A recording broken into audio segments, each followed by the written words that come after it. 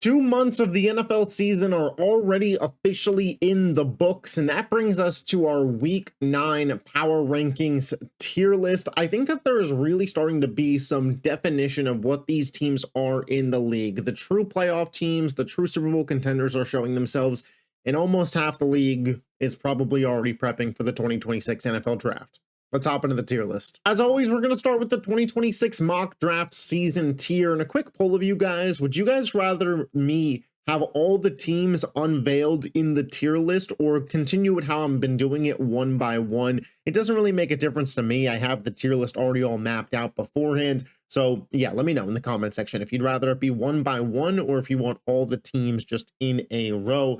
Of course, as always, we will start with the New York Football Jets, who picked up their first win of the season. Aaron Glenn was getting hype on the sideline and in the interview. Justin Fields in that offense had over 500 yards. Breece Hall maybe played the game of his life on the verge of trying to be traded, or maybe that's just how bad Cincinnati's defense is. But yeah, the Jets win a game, but I think we all still know that they're just kind of going nowhere fast. Same deal with Miami, man. They won a game. Tua played his best game of the season. I think it says a lot more about Kirk Cousins and the state of what the Falcons would be without Michael Penix than it says about the Miami Dolphins, but I digress. There are things to be excited about for Miami. A-Chain and Waddle are clear offensive superstars, but I think at the end of the day, similar to the Jets, we're just kind of going racing to the end of the season, and we'll see if there's some fun games along the way for y'all. Cleveland Browns, Myles Garrett, 5 sacks. Myles Garrett, best defensive player in football. Myles Garrett, future Hall of Famer. Congratulations. Dylan Gabriel probably should be benched, man. Coming out of the bye, I'd rather see Shador Sanders. Dylan Gabriel just doesn't have it. And I'm not saying Shador does, but there was a point in time in his NFL scouting progress where people thought he was a top 10 pick. Might just be at least worth it to see what he's got out there, considering Dylan Gabriel isn't good and you traded away Joe Flacco. Just my 2 cents on that matter. Tennessee Titans, man. Titans, that DK, he's kind of turning into a solid weapon for them. Tajay Spears is looking pretty healthy. So now outside of Cam Ward, there's a couple young pieces that, and maybe Gunnar Helm, the tight end out of Texas, are looking decent. But some of these teams, man, it's just the season's already over. And we've talked about them at full length. I'm going to kind of speed through them. The Las Vegas Raiders, they're coming off of a bye week. I believe Brock Bowers should be back. They just signed Tyler Lockett. So maybe they'll get a little bit more competitive, but at this point in time, the only thing I care about for the Raiders is, are they potentially going to trade Max Crosby? I know that they came out and said that they wouldn't, but we'll see, right? We'll see on that one. I'm moving the Bengals down to this tier. I know that there's been some chatter about this in the comment section. Should this happen? Should this not happen? I'll tell you what, a loss to the Jets basically tells me that you don't have what it takes to hang around in the Frisky tier until Joe Burrow gets back. And the AFC playoff picture, the way that it's shaping up, the Bengals would most certainly have to win the AFC North to get into the playoffs. And I just don't see that happening with performances like this against the Jets. I don't think that they have enough wins by the time Burrow could come back this season. I still got New Orleans in this tier. I think that they're now added to the list of teams that's probably going to draft a quarterback in this upcoming draft. Rattler bench Tyler Shuck is one of the worst options in football. So we'll probably see Rattler back out there, but more an indictment of Shuck than anything. Carolina Panthers, I don't know if it's fair to have them in this tier specifically, but I'm going to have them here. They got absolutely rolled by Buffalo, but Bryce Young didn't play. They're 4-4 on the season. They do have one of the better records of teams in this tier. But you just can't convince me that Carolina's actually frisky and actually going to make some noise. They're one of the better teams in this tier, but I don't think they're great. Same deal with Arizona, right? You're going to have weeks where Bryce Young or Kyler Murray does a really good job at keeping the team in the game, and maybe you see a big play or two and they sneak out a win against a team that they shouldn't beat. But ultimately, while that is definitionally frisky, I just don't view them in that tier. And unfortunately, I'm moving the New York Giants down to this tier. I think the Giants still might be the best team in this tier, even with the Scatterbo injury, but their offense certainly loses a dimension to it without him out there. You're already down Neighbors. I think Dart will do fine, but at this point, 2-6, maybe sellers at the deadline, maybe buyers for future players. It could be a really interesting deadline for the New York Giants, but overall, I'm just not completely bought into this team winning a lot of the games on their schedule, maybe being competitive, but more so looking towards the future now. We move into the Frisky tier, starting with the Jacksonville Jaguars, man. The Jags are coming off of a bye week, so not much has changed for them. They're frisky because their defense does force a lot of turnovers. They do have some decent offensive talent. Travis Hunter, I think they're going to try and get him rolling more offensively post-bye, but I just don't believe in Trevor Lawrence at this point in time. They've committed a lot of money to him, and similar to Miami, I don't really know where they go from here with him. I feel like I've seen enough to know that he's the problem there, and I don't know if there's an actual viable solution to that. The Atlanta Falcons I have in this tier, again, week to week, they still, I think, could beat anybody. You know, they just beat Buffalo 2 weeks ago. Bijan Robinson was a monster in that game, and then we watched them get pretty thoroughly outplayed by San Francisco with Mac Jones, and then obviously this week without Penix, without Drake London, they get rolled by Miami. I don't put too much stock in that game, but for Atlanta, man, it's just the week-to-week consistency just isn't going to be there. The Minnesota Vikings, we saw them get rolled on Thursday Night Football by the Chargers. J.J. McCarthy now coming back, so I'm interested to see what that is. They're probably a couple of losses from being moved down, if I'm being fully transparent. Chicago, I moved down into this tier. At the end of the day, I can't with Chicago anymore. They don't have the makings of a team that could actually do something this season. It's too roller coaster-esque, and maybe that's not fair of the expectations that we put on Caleb to immediately succeed with Ben Johnson, but it's not that Caleb can't make the big plays. It's that he can't make the little ones consistently. And it's similar to the complaint that we had about Anthony Richardson for years, and I hope that Caleb gets out of that and starts by the end of the year being consistently a good player under the coaching of Ben Johnson. I'm just a little skeptical that we're going to get there at this point in time. And then Dallas, man. Dallas is winless against teams with an above 500 record and is 3-0 against teams with a lower than 500 record and averaging 40 points against them. Dallas is kind of like the best of the bad teams. Their offense is so dynamic, and, you know, obviously it wasn't a good showing from Dak this past week, but he's had a really good season overall with Lamb, Javonte, Pickens, Ferguson. Like, they could drop 30 any given week against any given opponent. The problem is with their defense, they can get 40 dropped on them any given week against any given opponent. And when that's what you got and you're not succeeding against the good teams, you're frisky, but you're probably not going anywhere. The Fringe Playoff team tier. I got the Houston Texans in this tier. I am moving them up. I think that they have a top 5 defense in the sport, and I think that they do have a semblance of a real offense starting to form that has been getting a little bit better. Obviously, San Francisco, their defense is pretty banged up, but we did just watch them shut down the Falcons offense pretty thoroughly. So for Houston to do what they did, dominate time of possession, 40 plus minutes, putting up a decent day. CJ Stroud had a really strong day, I thought. And all that without Nico Collins, you get some of these rookie wide receivers developing. The offensive line looked the best it looked all season. Is that, again, a product of San Francisco or Houston? I don't fully know. They have a matchup with Denver this week, so we'll see where that goes. But I do think Houston is the one team that's kind of lurking in the AFC shadows, that because of where they've been the past few years and how talented their defense is and how much I still believe in CJ Stroud, the player, that I'm not quite ready to quit yet. I got the Baltimore Ravens up into this tier now. Lamar should be back for a Thursday Night Football game versus Miami. Assuming they win that, they'll be 3-5. And they're favored currently to win the AFC North per FanDuel DraftKings. I think whoever you use, they'll be favored to win that. At the end of the day, the defense did look better against Chicago. I have my doubts as to whether or not that's really their defense or just kind of Caleb Williams at this point in time, but the tackling was certainly a lot better and the run defense looked legit. So maybe this is just kind of who the Baltimore Ravens are now under this new coaching staff. Absolutely dog water on defense for 6 weeks and see how many games they could win offensively until the defense starts playing like an NFL defense again. I don't know. I'm putting Pittsburgh in the same tier, though. I'm putting Pittsburgh in the Fringe Playoffs tier. This is, a little bit of a Week 9 preview, but Baltimore probably beats Miami. The Colts probably beat Pittsburgh, and all of a sudden Baltimore is only 1 game back in the division. So with Lamar Jackson back in full force, Pittsburgh really fumbled the ball the past couple weeks. At the end of the day, I think just kind of who they are caught up to them. I'm just so shocked, man. The number 1 highest paid defense in football is just an absolute disaster. You could throw on them, you could run on them. It doesn't matter, man. I still got Washington in this fringe playoffs tier. I know they just got dominated by Kansas City, but no Jaden Daniels. They're 3-5, but with Jaden coming back, I still think that there's a slim chance. I actually think that the 7 NFC playoff teams are pretty firmly set.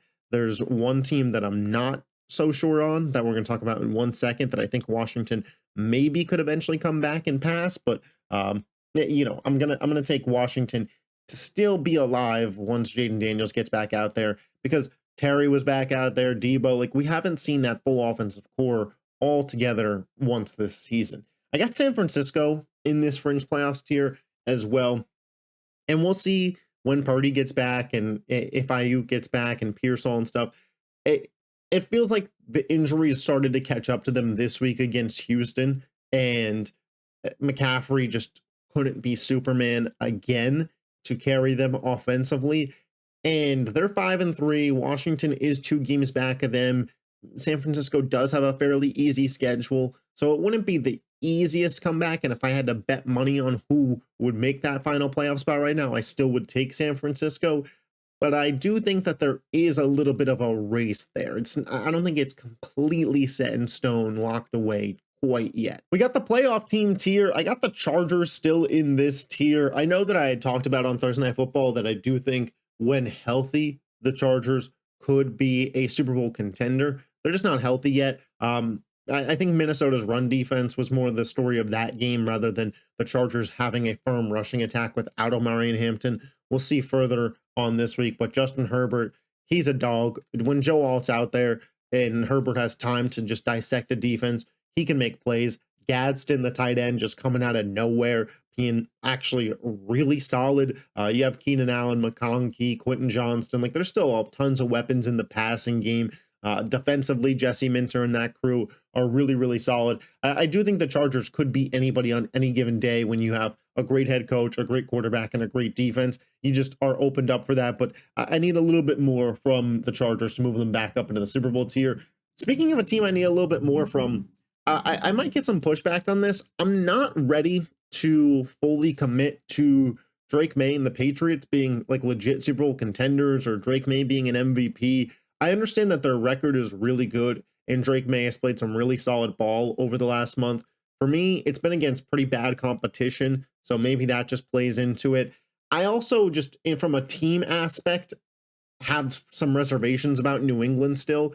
Their rushing attack doesn't feel consistent. Now, they finally got Travion Henderson more involved, which I absolutely appreciate and think like he could be the key to unlocking their run game, but I got to see it more to believe it. Drake May has been sacked the 4th most times in the NFL this year. The offensive line is just still not good against the pass rush. You saw what Myles Garrett was able to do in that football game. Now it's the Cleveland Browns, so their offense was a literal nothing. But come high-level football, playoff football, cold football, your quarterback getting slammed into the ground over and over again, you being a one-dimensional offense and not having a real run game, it's not a top 5 defense in football. I just have some question marks about real Super Bowl viability for New England that I think are fair, but maybe I'm just a hater. I don't know. Somebody could let me know in the comment section on that one. And then I got Seattle in this playoff team tier. This is where they were last week. They're coming off of a bye week. I do think that the defense is actually really solid. Their defensive line, super impressive. I love Witherspoon. We'll see if they move off of Reek Woolen or not.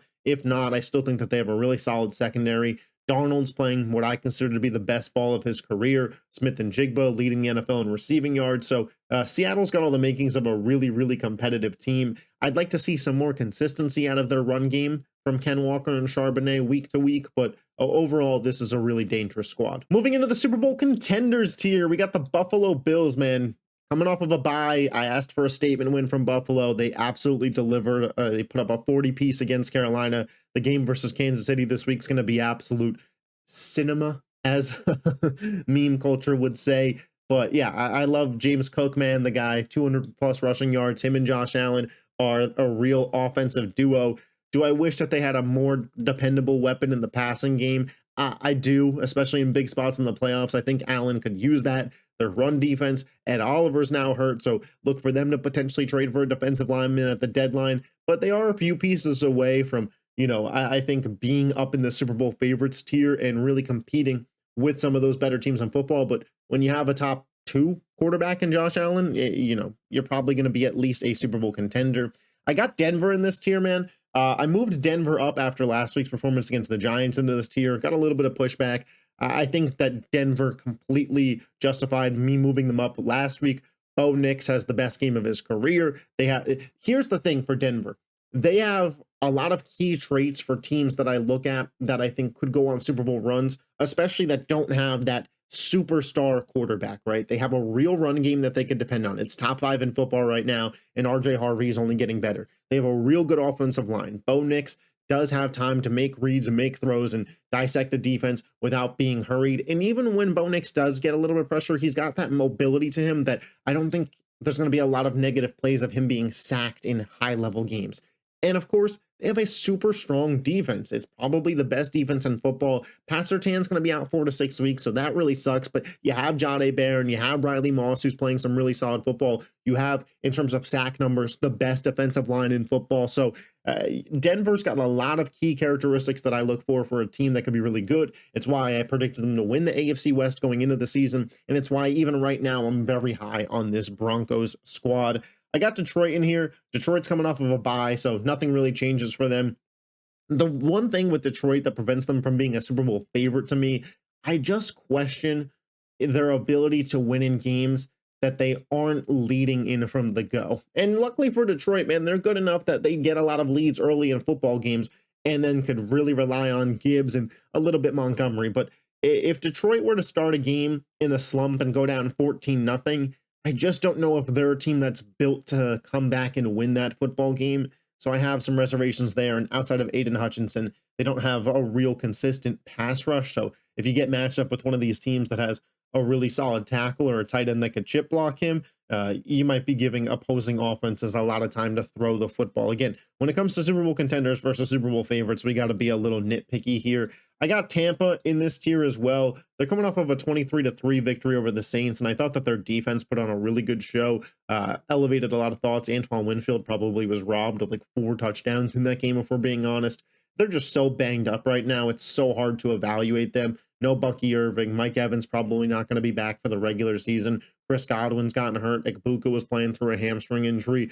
At the end of the day, they still win games, and Baker's an absolute beast, but not enough this week to move them up or down. And then we move into the Super Bowl favorites tier, man. And of course, we still have the Kansas City Chiefs in this tier. Kansas City took care of business. It was a little scary in the first half versus Washington, but they absolutely closed the door on them in the second half, 28-7. Kansas City's got a real defense. Obviously, it was against a backup quarterback, but the offense, man, the one pick was a crazy play by Lattimore, and another pick was a bad just play by Travis Kelce. You wonder if those interceptions don't happen to the Chiefs cross the 30-point threshold. I'd probably guess that they at least get an additional field goal out of that game, and it looks a lot more dominating. Mahomes is currently your MVP favorite. Rice looks really, really solid. I do question their run game, similar to some of these other teams. Can they run the ball in the postseason? But they showed that they were able to do it last year with this group of guys. So I'm not going to be, too judgmental on that. But if I was them, I'd probably still be in the market for a running back at the deadline. Indianapolis Colts, man. The Colts are the most well-oiled machine when it comes to offense in the NFL right now. I do think Jonathan Taylor firmly belongs in MVP conversations. The man is one more 3-touchdown game away from tying LaDainian Tomlinson's record. And if you're tying a LaDainian Tomlinson record, you're doing something right. Daniel Jones is playing fantastic ball. He is this year's Sam Darnold. It's just absolutely official. A guy who we didn't see coming that's going to be in MVP conversations because his offensive play is just absolutely elite. Michael Pittman's looking really solid. Tyler Warren. And that defense, man, with Lou Anarumo. Is it a top 10 unit in football? Probably not. But do they got guys, Kenny Moore, DeForest Buckner, that are playing, their asses off and just good enough to where it's like, hey, as long as our offense is as elite as it is with Steichen calling plays and Daniel Jones executing them, this defense is more than serviceable? Absolutely. And I think that betting against the Colts would be a mistake at this point in time. We got the Philadelphia Eagles, man. Eagles really seem to find themselves this past week. And this is an offense that is only going to add AJ Brown to it. The rushing game with Saquon Barkley and Tank Bigsby looked absolutely freaking legit against a Giants defensive line that shut it down 2 weeks prior. So maybe Philly starting to figure some things out there. I absolutely think just Jalen Hurts is playing MVP level football. The man has 20 touchdowns to only 2 turnovers this year, a 10-to-1 touchdown to interception turnover ratio. They haven't had a run game for the first 7 weeks, and they're 6-2 against teams like Kansas City, like Denver, like the Rams, like Tampa Bay. Like, they've had a really tough schedule. So I think giving the Eagles some flowers is absolutely justified. And I actually think that Philly's got a real pass rush that's starting to develop too. So if they could bring in a cornerback too, that defense could possibly get back to being the best in football, to be honest. The LA Rams had them in this tier last week. They coming off a bye. Matt Stafford, I think he should be in MVP conversations. Puka, Devontae Adams, a really solid 1-2 punch. They got a real run game. The defense is starting to ball out. Byron Young, Jared Verse, Braden Fisk. They just traded for McCreary, the corner from Tennessee, which I think is a great move for them. The Rams are a real threat, in my opinion, and they're finally having a regular season that's going to reflect the talent that they have, which will make their postseason, run not as difficult. What was it, 2 years ago or last year? 2 years ago, they had to go on the road and play that playoff game in Detroit in wildcard weekend, which was an absolute banger of a game, but they lost. And then last year, they had to go on the road in a snow game to Philly. If the Rams could just get themselves in a better spot to maybe not having to travel for their playoff games, I do. In last year, they had that weird one that was in like Arizona because of the fires and stuff. So they haven't had a home playoff game in a minute. So I think the Rams should really be focused on earning that. And if they can, I think that this is a really good shot for them. I have a Super Bowl future in on this team from the jump of the season. And Green Bay. Green Bay has moved up into this tier for me. I talked about it kind of in length in that Pittsburgh Steelers, Green Bay Packers recap video that's live on the channel. But Green Bay showed me 2 things in that game that I was skeptical of on them, which is why I had them in a lower tier. One, an ability to dominate a team. They haven't dominated anybody this year. Jacoby Brissett a couple of weeks ago almost had a Hail Mary to beat them. That's not, high level football. They showed an ability to dominate a team, that they were getting better. I appreciate that. A lack of a number 1 option. Tucker Kraft has become that. He is a high-end tight end in this football league. We knew that they had a pass rush with Micah Parsons and Rashawn Gary. We know that they have a 2-dimensional offense, and when the weather gets colder, they can lean on Josh Jacobs. Matt LaFleur is a fantastic coach, and Jordan Love has cut down on the turnovers. There's a lot of things that are going right for Green Bay at this point in time. I try to limit the Super Bowl favorites tier to normally just 4 teams. I felt like those 3 NFC teams, I couldn't differentiate, and I didn't want to just move one down for the sake of moving one down.